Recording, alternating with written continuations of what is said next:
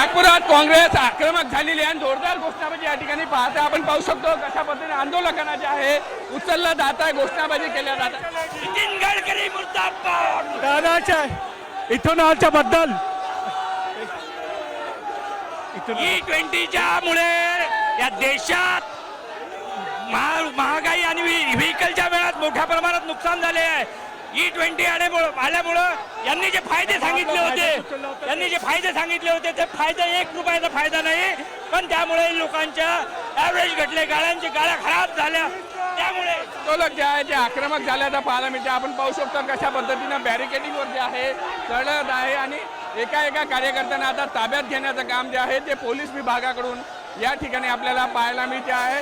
खरं तर मोठ्या प्रमाणात ज्या बॅरिकेडिंगवर चढल्या, खरं अनेकांना ताब्यात सुद्धा जे आहे पोलिसांनी या ठिकाणी घेतलेलं आहे.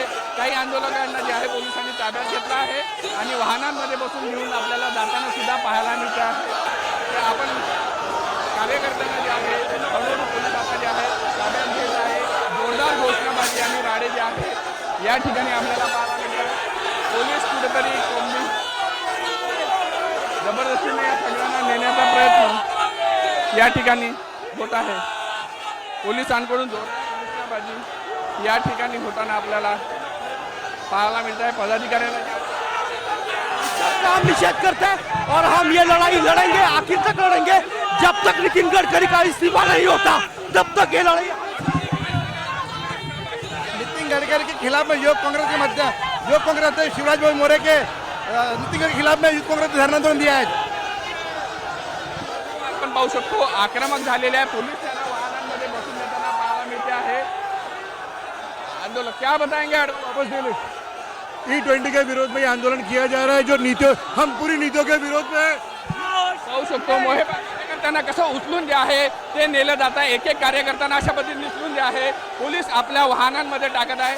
कुठंतरी वाहनांची संख्या कमी पडत असेल त्यामुळे दूरपर्यंत हे कार्यकर्त्यांना जे आहे पकडून नेलं जातं. आपण पाहू शकतो दृश्यांमध्ये कशा पद्धतीनं कार्यकर्त्यांना जे आहे ताब्यात घेतलं जात आहे. केंद्रीय मंत्री नितीन गडकरी यांच्या घराकडे खरं तर हे जाण्यासाठी सगळे आंदोलक निघाले होते, मात्र पोलिसांनी जे आहे अगोदरच रस्त्यात ओढलं आणि आता कुठेतरी ताब्यात घेण्याचं काम जे आहे ते या ठिकाणी आपल्याला होताना पाहायला मिळतं. आणि कशा पद्धतीनं काँग्रेसचे कार्यकर्ते विरोध सुद्धा करत आहे. 4 पोलीस कर्मचारी खरं तर एकाला ताब्यात घेण्याचं काम जे आहे ते या ठिकाणी सुरू आहे. एक कार्यकर्त्याला या ठिकाणी आणलं जात आहे.